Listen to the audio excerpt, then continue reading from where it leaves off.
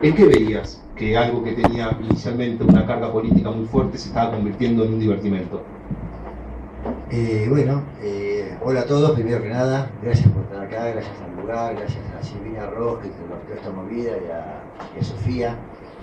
En verdad creo que yo llegué al rock casi con una cuestión política y me empecé a divertir, yo mismo, empecé a ir a los boliches de noche, a bailar, me encantaban los pogos, me encantaba estar así como estoy con ustedes, estar en un lugar como este que era un pub y poder ante los músicos estar cerca, ver la respiración, verles el suelo en la cara, cuando tiraban las latas de cerveza, a veces no pegó ninguna, pero ser mojado por las escupidas de cerveza que hacía, eso era muy divertido también, era muy agradable, además se daba como un espíritu, diría de mucha paridad entre los músicos y los que estaban de este lado de la mesa, ¿no?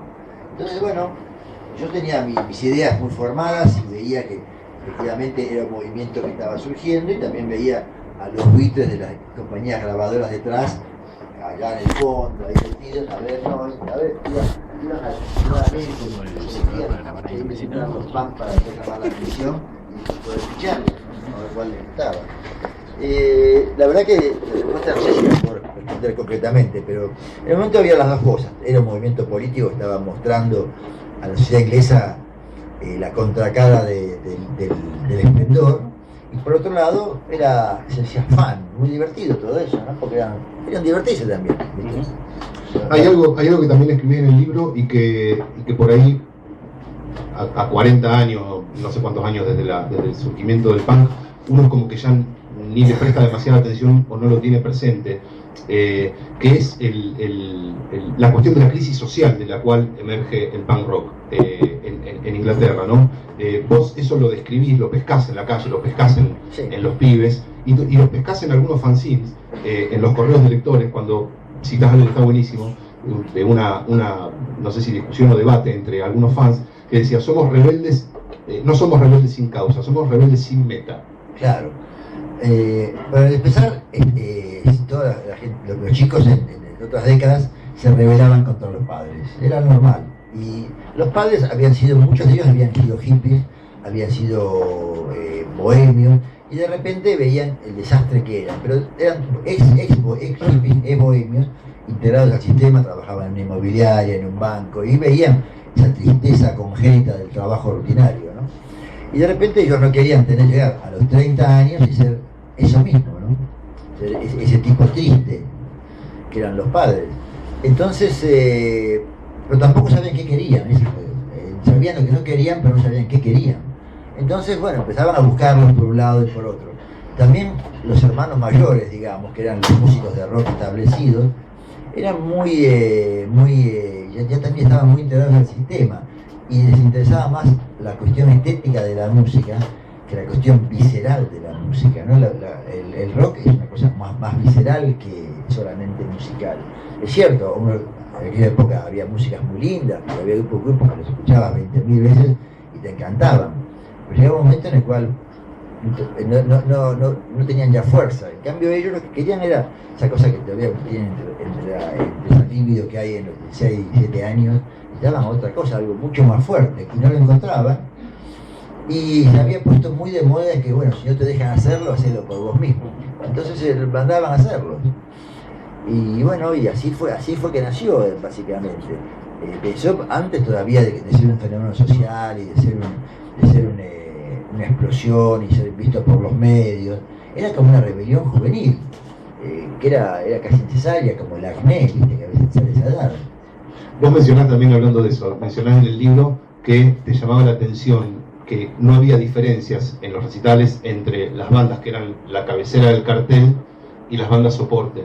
Claro, era como un movimiento muy igualador, por llamarlo de alguna manera. Y abajo, porque eran todos muy malos músicos, realmente, hay que decirlo, justamente lo fantástico del punk es que hizo una estética de lo feo, de la mala música, de la agresión, del desprecio al otro, nada de ser simpático porque sí, para quedar simpático. Si a vos no te gusta, no me importa nada. Realmente se permitieron eso y creo que eso fue muy valioso en una sociedad que tenía mucha hipocresía, porque la sociedad inglesa, si acá hay hipocresía, imagínense allá, toda esa cosa de los reyes, de la corte, de todo el dinero que se gastaba. Justo yo lo contaba hoy, era el aniversario de la reina y se gastaban pero fortunas empavadas en promoción, en esos actos con carroza, con pompa, y de repente los chicos jóvenes estaban desocupados, no había lugar en el mundo del trabajo para ellos. Había trabajo, no tiene una crisis acá que a veces no hay trabajo, no había trabajo por una cuestión, les diría, etaria, porque la gente de que ya tenía puestos de trabajo no los largaba y no creaban nuevos espacios para que entrara nueva gente, no solamente en los trabajos comisionales, los McDonald's, las inmobiliarias, en los bancos, en las tiendas de ropa. Tampoco había lugar en la música, porque el rock se había establecido tanto que era un negocio que no querían dejar entrar a nadie, porque veían en ellos, estos chicos nos van a robar público, nos van a robar sangre nueva, nos van a robar ventas de discos, nos van a robar espacio en las disquerías, nos van a robar espacio en las revistas, se van a convertir en los héroes y de alguna manera van a hacer lo mismo que nosotros hicimos con la generación anterior, parricidas, matar al que estaba antes para ocupar su lugar. Entonces lo frenaban, y más lo frenaban, más manija le daban. Es decir, porque era tan fuerte la explosión, justamente algunos músicos que fueron un poco más hábiles empezaron a apoyarlos, como David Bowie. Se daba cuenta de que no lo podían frenar. Pete Townshend también. Pete Townshend También, es cierto, me pasó, pero él era menos conocido, hubo otros más, ¿no? Así que bueno, esa era y además también, bueno, en los años 90 y 00 Europa era bastante floreciente. En el año 77 todavía se veían en Inglaterra los resabios de lo que fue la crisis del petróleo del año 73. En ese año, ustedes quizás muchos no habían nacido, los países árabes cerraron las canillas del petróleo y subió muchísimo y Inglaterra era dependiente de petróleo. Eso se convirtió en una pobreza, en una austeridad.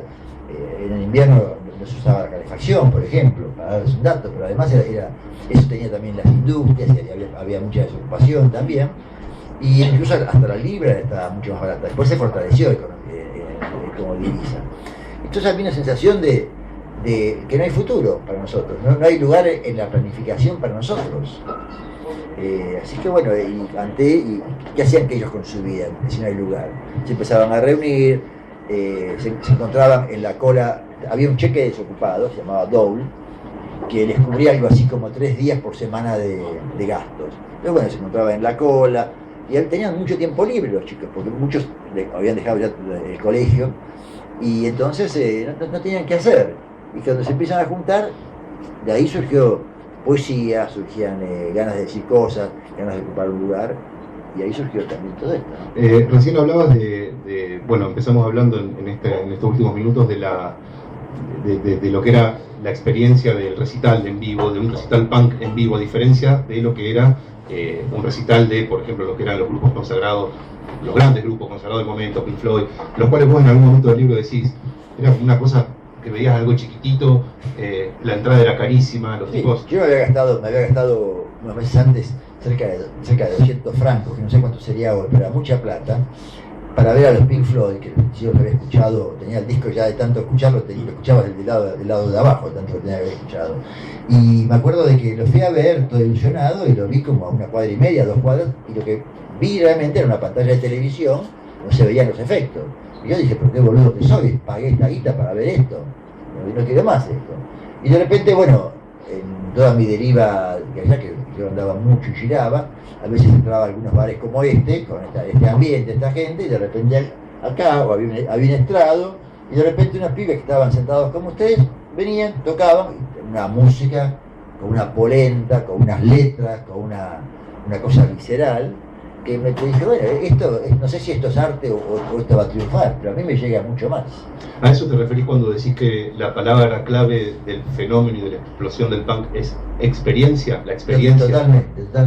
La experiencia varía mucho más que cualquier cosa. La experiencia de estar ahí, yo intenté escribirla, incluso iba, tomaba notas, pero me daba cuenta de que lo que sentía era indescriptible. Entonces, cuando tuve que hacer el libro, prácticamente no ponía lo que yo sentía, puse los hechos, tal como yo los veía, y dejaba que hablaran por sí solos, ¿no? En el libro también hay una parte que está muy buena, que es cuando haces comparaciones entre la escena del punk en Inglaterra y la escena del punk en Estados Unidos. En algún momento decís que el punk inglés surge como como consecuencia de un colapso económico y el de Estados Unidos como un colapso social. Y hay un detalle que está buenísimo, que es cuando te referís a las vestimentas de cada escena, digamos, que decís, los punks en Inglaterra se visten con los desechos y los punks norteamericanos se visten con las sobras de lo que consumen. Claro, exactamente, porque, a ver, en Inglaterra no había tanta tradición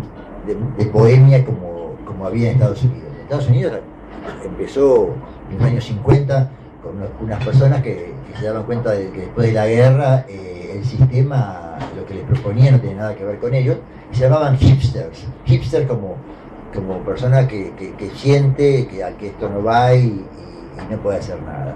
Y después había habido un movimiento también que se llamaban los beatniks, que eran mucho más que náufragos, eran tipos que tenían mucha información estética, mucha información cultural, y que también eran disidentes del sistema. Y después también, bueno, en California los hippies, tenían muchas movidas, como la movida neoyorquina, que era una movida que se llamaba decadente en realidad, porque había habido un momento de esplendor y había una decadencia. Y el sistema americano, como acá también se implantaba en Argentina, estaba basado en el consumo. Y de repente, bueno, el año siguiente, todas las cosas que valían muy caras en un momento, al año siguiente eran regaladas. Entonces los bohemios que no tenían plata, de repente al año siguiente tenías un vaquero igual, mucho más barato, o una remera blanca mucho más barata. Y hacían de eso una estética. La estética americana eran los zapatos negros, el blue jean viejo y la remera blanca y un buzo, una sudadera. En cambio en Inglaterra había toda una cosa mucho más petímetre, mucho más elegante, que venía. El movimiento de los Beatles surge también con todo un movimiento en la moda.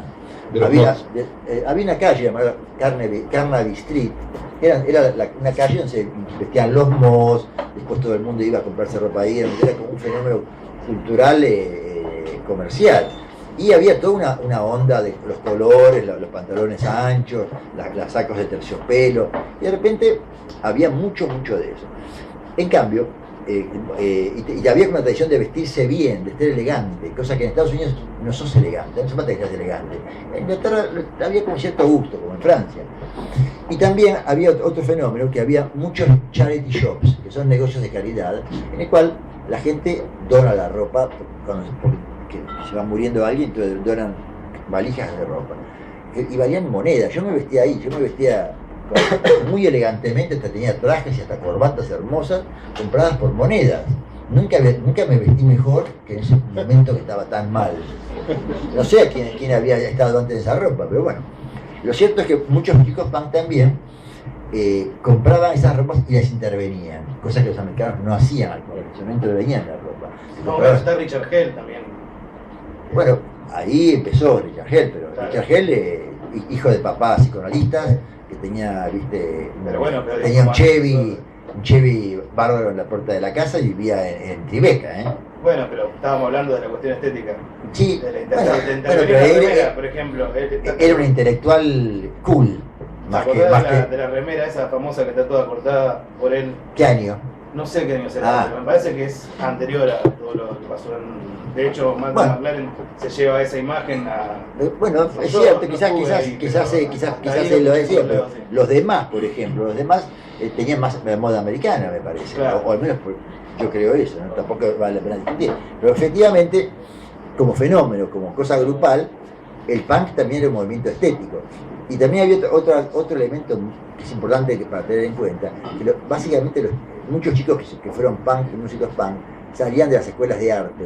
Las escuelas de arte eran lugares que les enseñaban cultura, es decir, no eran escuelas college, eran lugares donde se veía pintura, donde había recitales, donde iban tipos grandes que se hablaba de literatura, se leían poemas.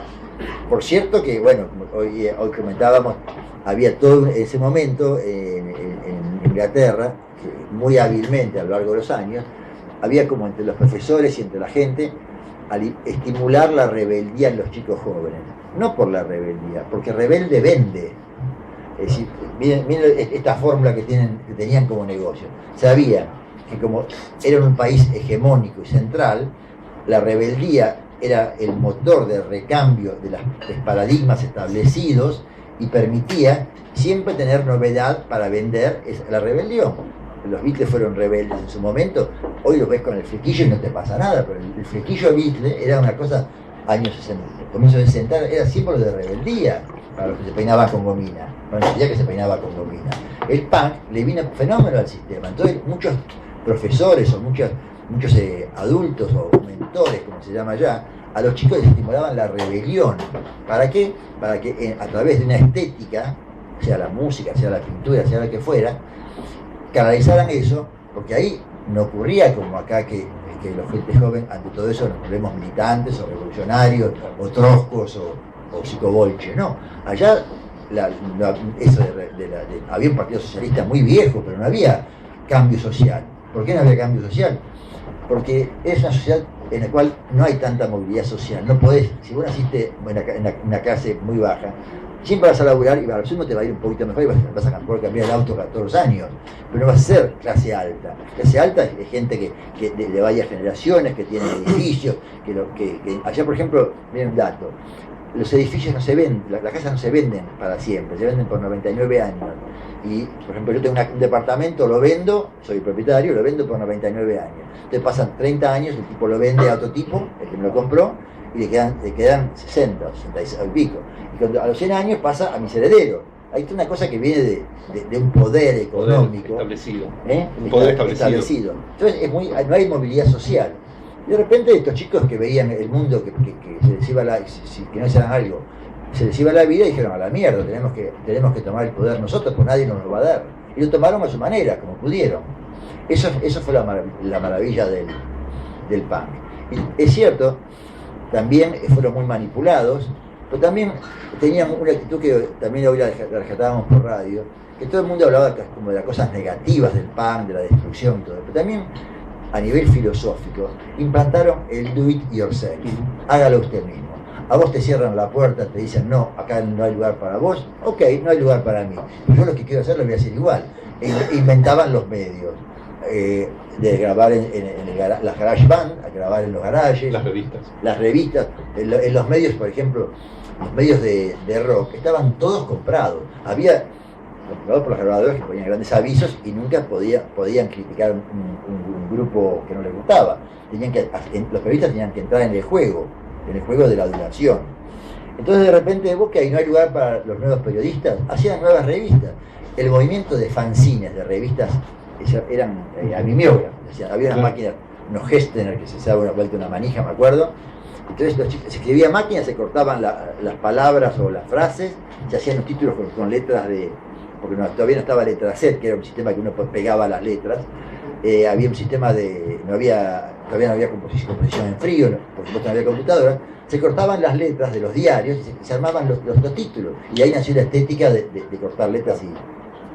Vos también en el libro contás que, hablando de esto de los fanzines y las revistas, que el fundador de Sniffing Glue, en un momento... Mark Perry, que le estaba yendo muy bien y en un momento le dice, bueno, ¿y por qué? Le preguntan, le dicen, ¿por qué no hacemos la revista en colores o con un...?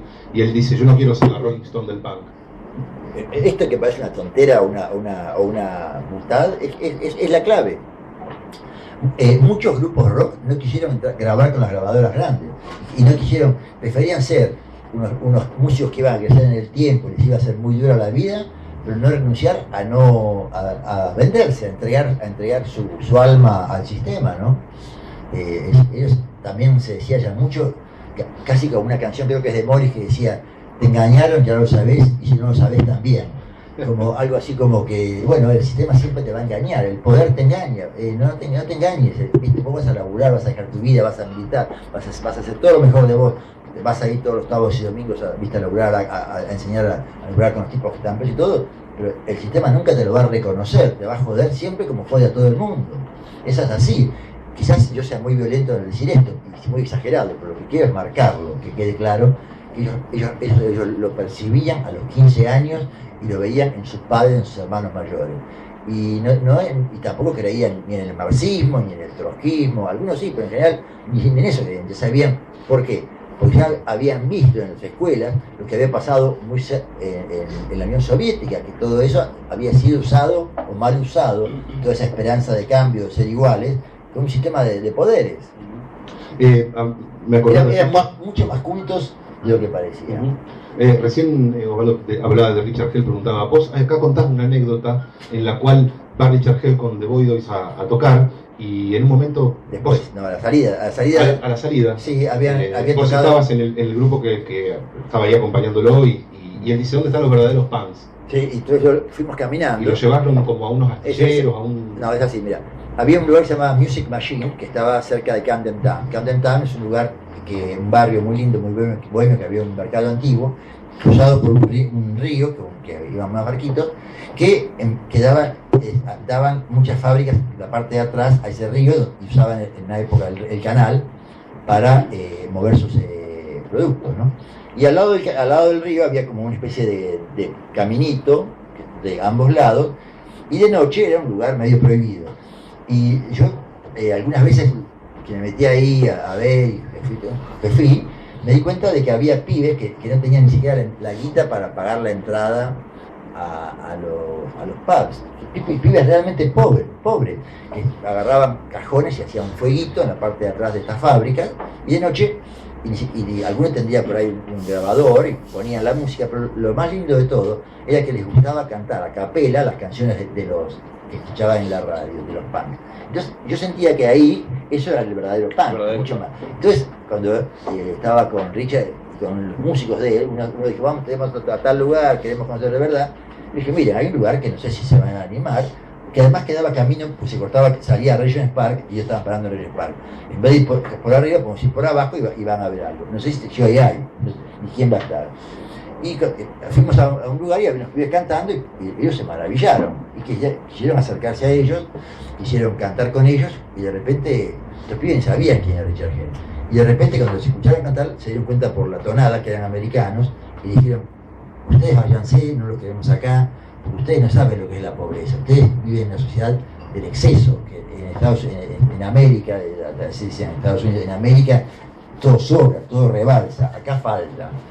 Y los echaron, y casi medio, no recuerdo, no hubo mucha violencia, pero dijeron, váyanse, no tiene nada que, aunque seas Richard Hell o que seas quien fuera, se dieron cuenta que estaban incluso demasiado bien vestidos o demasiado con camperas muy lindas de cuero, muy bien armados, que venían del show, que no eran punk, pero por seguir la señal de la estética, o por más que tenían el espíritu muy claro, no lo sentían como realmente perdedores, como tipos sufridos, dolidos, masacrados, olvidados por el sistema, ¿no? Vos marcas eso varias veces en el libro, esa diferencia puntual entre el punk inglés y el punk norteamericano, de esto que ya veníamos hablando. Ahora no me acuerdo exactamente la frase, pero decís que a los punks norteamericanos los guía la alienación, y a los ingleses la necesidad y la rabia, me parece que... ¿Yo digo eso? Sí, por acá en el libro, miento yo. Sí, en verdad sí, puedo haberlo dicho, y coincido con lo que decís, no me acordaba de eso, es cierto. No digo para sí, marcar esa diferencia que estamos charlando, de la diferencia entre los punks norteamericanos y los ingleses. Sí, exactamente. En Estados Unidos hay, no sé si... Acá era una palabra muy de moda en los años 60 y 70, la alienación. Alienación uno laburaba en la oficina, cumplía un horario y sentía, ¿qué hago acá? Se me está yendo la vida, pierdo el tiempo. Eso se llamaba alienación. ¿Y cómo era la otra palabra? No me acuerdo si era rabia y resentimiento. Sí, creo que en Inglaterra la cosa había como... A ver, creo que la palabra puede ser más resentimiento o envidia o bronca de no poder ser como vos, ¿sí? Porque también había mucha gente rica que venían a los conciertos porque estaba de moda, y había muchos chicos que iban, por ejemplo, al negocio de la mujer de Malcolm McLaren, y se gastaban 300 o 400 pesos, porque era mucha plata o algo así, para comprarse una remera que estaba rota deliberadamente y mamarrachada. Entonces, de repente, cuando vos ves, vos no tenés la guita, te rompes, te intervenís una remera y te la vas a un lugar fantástico. Pero cuando ves un tipo que quiere imitar eso y que por eso pagó 300, 400 pesos o lo que fuera, te da como un desprecio, porque sos un babaca, ¿no? ¿Viste? Un imitador, O también había mucha gente, hay que decirlo, había muchos que salían a las 5 de la tarde del trabajo en Londres, dejaban en algún lugar su traje y su corbata y se vestían de punks. Se luqueaban. Se luqueaban. En un momento del libro también decís, te preguntás de dónde sale la ira o la furia de Johnny Rotten, y lo relacionás, no puntualmente la ira de Johnny Rotten, pero decís, algo está pasando, y lo relacionás con el terrorismo alemán del estilo Baader-Meinhof, de las Brigadas Rojas. Claro. Eso también es ese resentimiento o esa violencia latente en Europa que estaba cobrando diferentes formas. Uno era como una violencia política, el otro como una violencia más estética. ¿Dónde veías vos esa relación? La diferencia entre unos que eran alemanes y eran mucho más violentos, y los ingleses son violentos pero de otra manera, tienen otra manera de expresar la violencia, la expresan a través del understatement, y el understatement de esa violencia era el rock. Claro, tampoco en Alemania hay realeza, a lo mejor también. No. Y aparte de Alemania, bueno, habría quedado la guerra, creo que son muchas secuelas. Inglaterra, hay que decirlo, se creen los dueños del mundo, y creo que todos, no tengo que explicarlo, entonces, que hay un desprecio hacia ningún músico argentino, por más bueno que sea, va a entrar como ahí, porque hay una sociedad que no, al revés, ustedes tienen que consumir lo nuestro. Yo mismo, como editor de libros, no saben lo que me cuesta a mí vender un derecho a Inglaterra. En cambio, ellos me quieren vender todo el tiempo, porque es un problema básicamente de colonialismo, para usar una palabra política. El libro Nosotros somos el culo del mundo, efectivamente. El libro tiene una cosa que es increíble para mí, que es la lucidez, porque vos lo estás escribiendo mientras lo ves, y lo estás analizando mientras ves el fenómeno. Y que vos ya, digamos, en ese momento, mientras estás escuchando las bandas y viendo los recitales, ya percibís que hay una contradicción como insalvable en el punk rock. En el punk rock me refiero a inglés, ¿no? En cuanto a su mensaje y a la virulencia de su estética y a su ya asimilación al mercado. Sí, en parte porque también no fue un movimiento natural, fue un movimiento articulado. Es decir, había managers que articulaban la escena y que veían la jugada y usaban a esos chicos más jóvenes para llevar adelante proyectos casi comerciales, estéticos, políticos. Entonces eran manipulados y se veía que después de eso venía, el día que se quebrara eso, no se sabía qué iba a pasar, porque era algo que había sido forzado. Por ejemplo, hoy estaba pensando a la tarde de que, por ejemplo, el hip hop, que era un movimiento también muy fuerte, no fue tan articulado como fue articulado en su momento el punk. ¿Por qué? ¿Dónde ves eso? Bueno, porque no tuvo los managers ni la contradicción de la época que tuvo el punk. Tardó más en hacerse masivo. Sí, además todavía en aquella época se pensaba, no se olviden que en los años 70 el pensamiento individual ocupaba muy importante lugar. Años 90, lavado de cerebro.